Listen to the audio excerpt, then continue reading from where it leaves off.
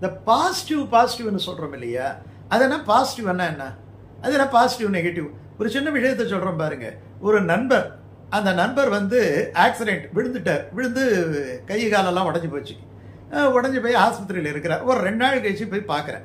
அப்போ அவர் சொல்றாரு, நான் சாதாரணமாக சொல்றேன், என்னங்க உங்களுக்கு கடவுள் வந்து இப்படி கஷ்டப்படுத்துறாரு. அவர் சொன்னாரு, கடவுள் கஷ்டப்படுத்துறாரா, கடவுள் வந்து நல்லது பண்ணியிருக்கிறாருங்க. என்னங்க ஆக்சிடென்ட் கொடுத்ததா நல்லது. அவர் ஒரு பதில் சொன்னார் பாருங்க, ஆக்சிடென்ட் கடவுள் கொடுத்தாருங்க, விதி கடவுள் கொடுத்தது. ஆனா கடவுள் என்ன பண்ணாரு தெரியுமா, என்னை கொண்டு போய் ஒரு ஆத்தோ ஹாஸ்பிட்டலுக்கு நேரம் அந்த ஆக்சிடென்ட்டை நடத்தி, அது ரொம்ப கூட தாமதம் இல்லாம உடனே அந்த ஹாஸ்பிட்டல்ல சேர்த்து, நான் சேர்ந்த நேரத்தில் அந்த டியூட்டி டாக்டர் இருக்கிறாரு, எல்லாரும் இருக்கிறாங்க, டக்குன்னு எனக்கு வைத்தியம் பாக்குறாங்க இல்லையா. அப்போ விதியானது எனக்கு ஆக்சிடென்ட்டை தருது, ஆனா கடவுள் கொண்டு போய் ஆர்த்தோ ஹாஸ்பிட்டல்ல சேர்க்கக்கூடிய அத்தனை ஃபெசிலிட்டி தராரு பாத்தீங்களா. அப்ப கடவுள் அந்த விதியை மீறி எனக்கு செஞ்ச நன்மைங்கிறார்.